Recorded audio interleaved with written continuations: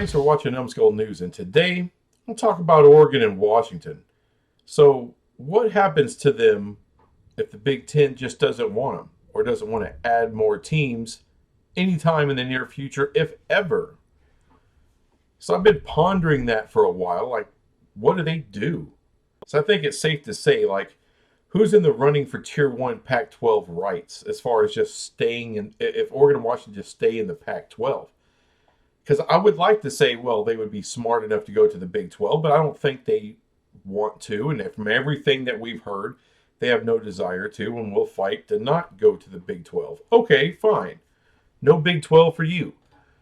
So what do? Because the Pac 12, there are two options for Tier 1 rights. As far as we know, because it's not ESPN. And I know there's a bunch of big hoopla, like Dennis Dodd's full of crap. You have other people on the Pac-12 side say, oh, no, we checked it out. They're still in the running. Well, for what it's worth, David Smoke, who's been in the media industry forever covering sports for, decades and decades, has connections all over the place. According to him, he heard the exact same thing. He got some phone calls, checked it out. Yeah, what Dennis Dodd is reporting is accurate. That ESPN is only going to do business with 3 conferences, and they already have them. Now, that's not to say they wouldn't give you a tiny little deal for a little bit of content for a game a week or something on a late night window. Yeah, that's plausible. That's possible. But I don't think it's a preferred option of ESPN. They don't care. They're kind of done with the Pac-12. They're over it. And they got all the content they need. There's a little bit more they may want, but they're not going to overpay at all for it. So what does Oregon and Washington do? Like I said, well, stay in the Pac-12, and it's either all Apple or it's going to be all NBC Universal. Now, there's a lot of Pac-12 people say, oh my God, that's perfect, right? We owe Comcast $50 million. Comcast is basically owns NBC and so that works out perfect. Does it? Because one of the problems is you got 2 games a week on USA Network. Let's be generous, say two games a week. Everything else is going on Peacock, so you're still 70-80% streaming. You might get a game or 2 a year on main NBC, and that's it.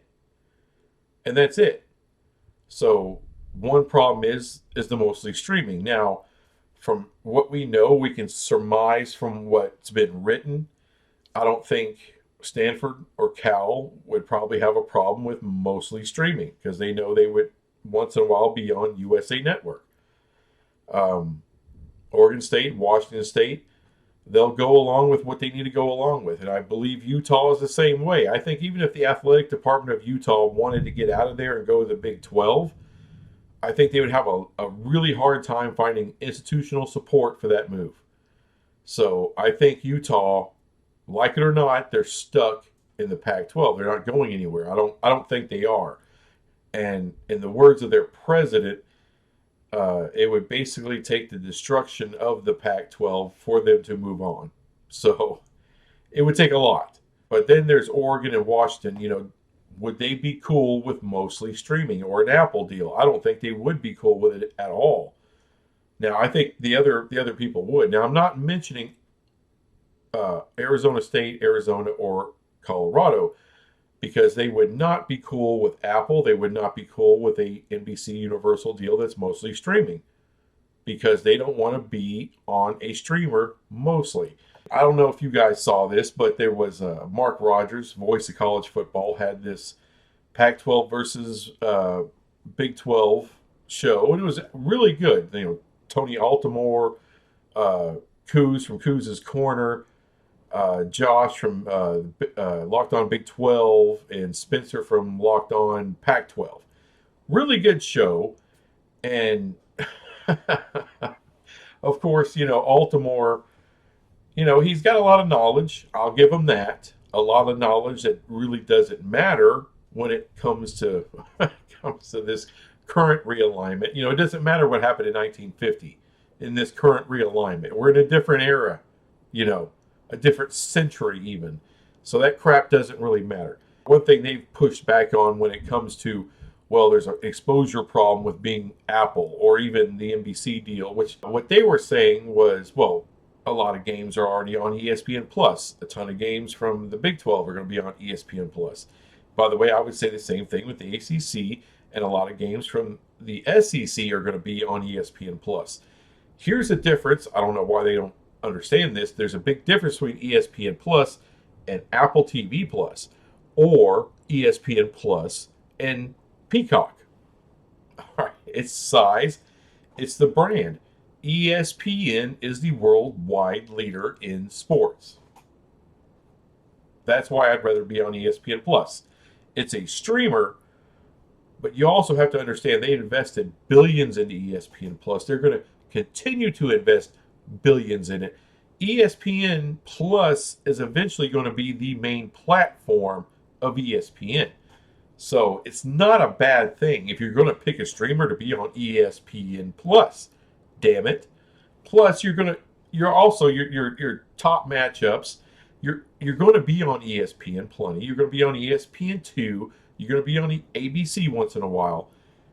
You know, there's a lot of mouths to feed with 3 conferences being you have all their tier 1. I don't care if most of Big 12 stuff is on ESPN Plus or not. It's freaking ESPN. Period. End of story. So essentially, even if you do a deal with NBC Universal, you're still going to have a major problem with exposure, because USA is just not it's a linear option, of course. It's just not ESPN. It's not to the level of Fox or CBS or NBC. It's not there. So it's still an issue. However, Oregon and Washington. Now, I don't believe that they would sign on for an Apple deal. No. You can't convince me of that. When they do it, I'll believe it. But if they're dead set on staying in the Pac-12, I could see them signing on to Universal. Because here's the thing. If you got 2 games on USA Network a week, mostly that's going to be Oregon or Washington. And you'll get some Utah on there. You'll get some Stanford on there. Everybody else is going to get pushed to Peacock. And I think mostly they'll be fine with that. And once or twice a year, Oregon, whether it's Oregon versus Washington or Oregon versus Utah or Washington versus Stanford or whatever, is going to be on NBC. Once or twice a year. And I think that'll be good enough for them. Now, there is a problem, of course. What is NBC going to be willing to pay for the rights of the Pac-12? Because I don't believe they're going to share with anyone else. I think if NBC Universal, now I can't say they're like Apple. Apple wants all of it. Maybe they'd be willing to give a game a week to ESPN, and ESPN pays Apple for the right to do that. Maybe, but I don't know about NBC Universal. Tier 1, of course, but you would think they'd want all of it, because it's not like a ton of content. It's 10 teams. But again, I think what it comes down to is, what are you willing to pay? I think the most money that you can get is from Apple. It's just, if you have any inkling of wanting to keep Colorado, Arizona, or Arizona State, you can't do a 80% stream deal with Apple. That's not going to keep them. However, I don't think Oregon, Washington, Stanford, Cal, Utah, I don't think those teams give 2 shits whether those 3 leave to the Big 12 or not. Now, you can say that's crazy. Oh, that's crazy, because that devalues the hell out of the Pac. Well, does it? Because all I heard was Tony Altimore and Spencer from Locked On Big Pac-12 talk about, why does the Big 12 want these low value schools? They included Colorado in that. Like, why would you want these schools? Now, they could turn it around, obviously. They've said that. But, what do you gain? What does ESPN gain from having that low-hanging fruit there, if you will? Well, if you have Arizona State, Arizona, and Colorado, you already have BYU. That's 4 teams that you can get a late night window out of. Now, it's not, now with the desert schools, it is Pacific Coast time. It is California time. You are getting all the way west with that time frame because they do not observe the daylight savings time. So their clocks don't change. When everyone falls back, they don't fall back. When everyone springs forward, they don't spring forward. So by virtue of that, through most of the regular season, they're going to be on California time. And really that's the crux of what ESPN wants. They just want that late night window, maybe an extra game for their effort for ESPN Plus. That's about it. That's about it. So to me, it's NBC Universal or nothing as far as Oregon and Washington if they stay in the Pac-12 and cannot get into the Big Ten. Now, the only way that's going to work, it'll have to be an uneven revenue split. You do Universal deal, your 3 schools leave, Arizona, Arizona State, Colorado. They say, screw that mostly streaming crap. We're going to the Big 12. And let's say it's, $22 million a year. All right. Now you could say, well, hold on. Where do you get that number? It's a guesstimation. I don't know. You don't know. No one fucking knows. It's a guesstimation. All right. I think you would get more with Apple. I think Apple might get you to 27, 28, at least close to 30 million a year because, it's a tougher option. But the problem is there'll be more strings attached. They're going to kick back production costs. And if they don't feel that they're going to get enough subscribers to Apple TV, then there's going to be penalties involved for the Pac-12. So it's more money, but it's with caveats. With NBC Universal, I don't believe there'll be any caveats. It'll just be a deal, but they're going to lowball you a little bit because ESPN is not involved for the tier 1. Amazon's out. All right, Fox is out. All the big dogs are out. CBS doesn't give a damn. So if the big dogs are out and it's only one left, NBC Universal, and keep in mind the USA part of that really, really wants to get the WWE back involved. They're looking at WWE now with the deal they did with Endeavor. I think it's Endeavor. I'm not exactly sure, but I think it's Endeavor. But the deal they did, combining them with UFC, they want substantially more money. So I already saw in an interview, they think that the WWE is worth substantially more than what they're making now, and they are looking to increase that profit. And they just paid $9.3 billion for it, so they're looking to get their money back. So USA is going to have to kick in a lot more money. NBC Universal is going to have to kick in a lot more money. Comcast is going to kick in a lot more money in order to keep the rights to WWE there. Because there's also rumors that ESPN is looking to get on WWE. So they got competition. Competition always drives the prices up. As we found out with the Pac-12, not a lot of competition, you're not going to get a big price. This is what I'm talking about with NBC. And we all know the NBA is coming up. Not to mention Notre Dame is looking for $75 million a year. Now, are they going to get 75? No, but that's where their negotiations are going to start. Would it be shocking? Because right now they make about 22 a year from NBC. Would it be shocking to see them to get 50, 55? That wouldn't be shocking at all to see the number go to there. So there's things and there's entities that NBC Universal are trying to do business with, and it's big, big business. So this Pac-12 thing, I think they would like it, but they're not going to overpay for it because they're going to have to give up a lot of money for NBA, give up a lot of money for WWE, give up a lot of money for Notre Dame. Everyone knows this stuff, but I'm just trying to reiterate why NBC is not going to pay a great deal of money for the Pac. All right, especially a Pac that no longer has Colorado, Arizona, or Arizona State. So the new Pac with the backfill, what is that worth? 22. That's kind of I could say 20, I could say 25. I'm just going to push it to 22. So, and I do believe the Pac-10 will officially be just the Pac-10. I don't think they'll get back to 12. They'll bring in SMU. I don't know about San Diego State. Now, it's obviously they would want to bring in San Diego State. It also depends on the Big 12. Do they have, so we know ESPN doesn't have to give them anything for San Diego State because they're a G5.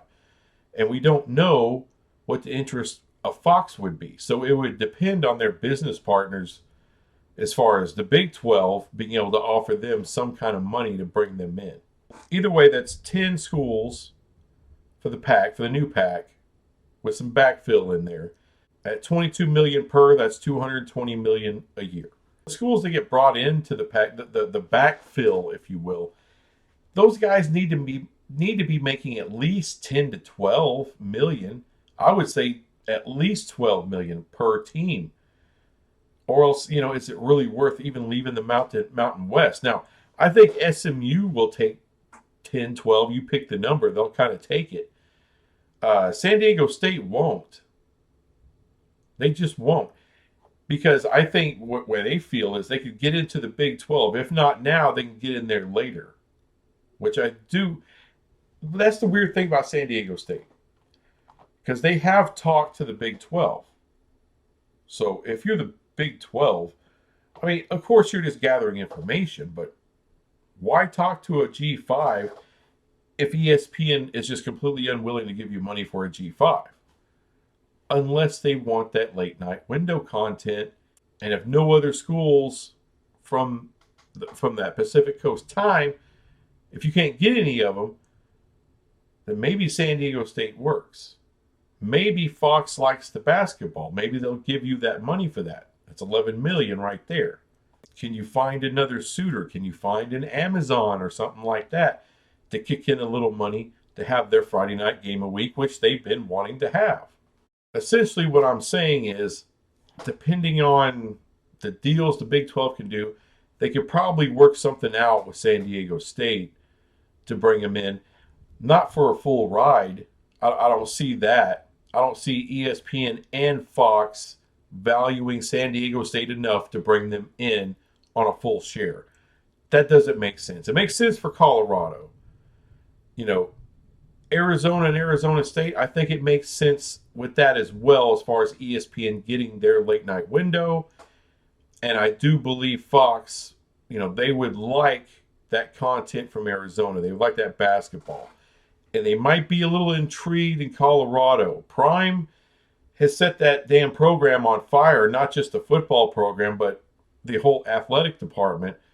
They're stepping up. The money piece is, as far as trying to make the math work, even with an uneven revenue split, as far as whoever's left in the Pac, that's rough. It's rough. You're talking 22 a year, and that's not going to do it for Oregon and Washington. So they need to make significantly more than that. I don't know if they can do 40. I don't know if they can do 35. They may be stuck with basically the Big 12 number at 31. And then other people have to fall back. Like your Stanford, Cal, Utah. They may have to be fine with 25 or even a little under that in order to be able to afford to give money to these other schools that have no value, no real TV value at all, and bring them in. Your NCAA tournament payouts is jack shit. Right now, the Pac isn't getting teams into the college football playoff very much, very often. So those payouts are going to suck. So whatever your TV money is and whatever you can draw in with your corporate sponsors, that's kind of what your athletic department is going to be dealing with. I know there's educational monies out the asshole, but that's education money. That's academic money. You don't take that money and then put it into your athletic department. I guarantee you, none of those schools, maybe Oregon might be willing to, that dip into some of that academic money. But none of those other schools are going to be willing to do that. So overall, what do I think Oregon and Washington do if the Big Ten is just not an option? I think maybe they stay. There is a deal out there with NBC Universal. It has enough linear on it to where Oregon and Washington can hog up quite a bit of that. And, they'll kick a few games to Utah, kick a few games to Stanford, make a few people happy, and do that kind of deal. So the uneven revenue split, it's a little tough, especially at 22 per. Maybe if they got it to 25 from NBC, maybe that could work, and maybe NBC be willing to pay it. I'm not sold on that. I think it'll be a little lower than that, but who knows? So really, does the pack survive? I think they do. They can Frankenstein this bitch up a little bit, yeah. But still they're going to lose teams. And being lowballed like that, you're going to lose major ground to the Big 12 and forget about the Big 10 or the SEC. That's a gap that'll just widen and keep widening until you can't compete anymore. That's essentially what that means. Which, as a Big 12 fan, I'm fine with. I would really be fine with, because everyone talks about, I hope the pack survives. I don't, because I'm a Big 12 fan, and I know what we're looking at here. This shit is survival of the fittest. All right? This isn't Tony Altimore's grandfather's realignment. No. This is a paradigm shift. When Texas and Oklahoma left, when they left the Big 12, it's a completely different kind of realignment we're dealing with. It's something that hasn't happened before, never seen in college sports before. This is totally different. And then you line it up with NIL, you line it up with the transfer portal. It's a paradigm shift. College sports has become pro-level sports. It's what it is. And the monies for these big conferences are just going to keep going up. And it's going to keep gobbling up money for smaller conferences. Now, Mountain West doesn't take a lot of money to operate. You're the Mountain West. Same thing with the AAC. Same thing with the Sun Belt. Smaller conferences can always operate. Their operational costs, they're not trying to compete with the Big Ten or the SEC. They're just doing their little thing where they are, and that's great. And they'll get their little NCAA payouts. They'll get their little college CFB playoff. They'll get their little payouts. It's not going to be a lot, but they'll deal with it. If you're the other three conferences that used to be considered Power 5, you're looking at a huge paradigm shift and a real problem. And I think in the future, everyone keeps talking about, there's only going to be 2 major conferences. No, there's going to be 3, because there's enough quality teams left, quality markets, and quality matchups that do get good ratings. So there is room for that. You have TV networks that need the inventory, because the Big Ten and the SEC can't provide all the inventory that you need. I mean, ESPN is giant. It's a family of networks.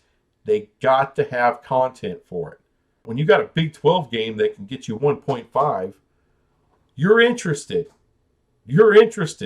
When you look at the shows on linear networks, most channels would kill for 1.5 or 2 million viewers. They would kill for it. That's why live sports is so freaking valuable. But yeah, there's only going to be 3 conferences that matter. I mean, really matter and really drive ratings. And obviously, SEC is number 1, Big 10, 1A, however you want to put them. I'm not here for that argument, but however you want to put them. But there's room for a third power conference, and that's the Big 12, because they beat everybody to the punch. They got kicked in the junk before everybody else. Texas and Oklahoma gone. So they had a whole year to try to figure that out, add more schools, solidify. And then when it happened to the Pac-12, did they want to stay together? Yeah, but they haven't solidified. What does that mean? They haven't added schools or solidified. What does that mean? That means not everybody's on board with the same crap. Not everybody wants to be on Apple or mostly streaming. Not everyone's okay with that option or okay with Oregon and Washington making substantially more money than everybody else. Not everybody's okay with that. The ones that are not okay with that are going to find a home in the Big 12. So in the Big 12, it's equal revenue sharing. Everybody's equal, got an equal voice. Everyone gets an equal cut. Now, individual schools, you can go out and make some extra money, do it. As long as there's not a Longhorn network involved, then go ahead and do it. Let me really speculate on this shit. If you go far into the distant future, and what do I mean by that? If you take it to the end of the Big Ten TV deal, and if at that point the Big Ten still doesn't want Oregon or Washington, if they don't want any more West schools, if they're like, you know what, we're good with USC and UCLA and having to go out there, that's fine. We're going to focus on ACC schools whenever that comes up, whenever that shit implodes. We're going to do that. We're going to keep trying Notre Dame. You know, maybe we can back channel a little bit, maybe Texas A&M, see if we can kind of steal something from the SEC. We got other things to focus on. We don't need Oregon and Washington to come in and be dilutive to the money that we're getting. Especially, in 2030, their money is going to even go higher. It's $1 billion a year now. It's going to go higher than that in 2030. So at that point, even if you can get them on the cheap, do you want them? In this NBC Universal deal, it can get you by for now, but how long? You do a 5-year deal, you're up in 2028, and you still can't get into the Big Ten. You're in some deep shit at that point. Because now you got the Big 12 that have already taken 2-3 schools from the pack. Their deal's coming up in 2031. I'm not saying everything that Yormark is trying is going to work. But let's say a couple of his ideas, a couple of these innovations that the Big 12 is doing actually works. And let's say in 2031, they're set to get a pretty substantial raise themselves, going from 31 to, 50? I mean, that's not out of the realm of a possibility here.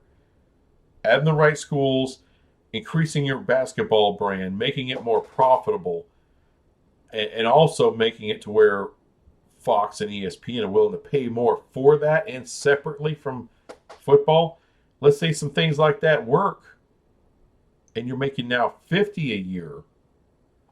Is it inconceivable at that point that Oregon and Washington would finally want to jump to the Big 12 because now there's substantially more money to make? That could be the case. Maybe Utah as well. I think Oregon and Washington will be okay. I don't think their programs will suffer quite a bit from a deal like that, but Utah is something different. Utah is built around one man, and his name's Whittingham, the coach, built that program from nothing, and don't know how long he's going to be around. What is that going to do to your recruiting when you're mostly streaming? Once in a while you're on USA. So if you're getting your teeth kicked in on recruiting and you're not really getting enough substantial players from the transfer portal, what do you think is going to happen to a football program that's, let's be realistic. Utah is one of the better football programs in the country. What do you think is going to happen when you take hits in recruiting, transfer portal? Your program will die, and it won't take long. So by the time you get there, what is Utah worth if they're having real trouble making bowl games? I mean, forget about winning the Pac-10 at that point. You're just having trouble winning a freaking bowl game or getting to a bowl game because you're constantly 5, 6, 7 wins somewhere in there. Because you no longer have the recruits. You're no longer getting the prime transfers because no one can see your freaking games. I mean, you can watch USA when you're on it. The rest of the time you're going to be on Peacock. That's what it's going to be. So at that point, does the Big 12 still value your program in 2030, 2031. Because if you're not winning football games and your basketball sucks, it's not going to get better on Peacock, what do you do? Well, if you're Utah, you might be permanently stuck in whatever shit that is. Because you cannot compete. Because you cannot get the recruits. We'll see how it all plays out in the future. Anyway, thanks for watching this crap. I'll be back with some other crap later. Bye.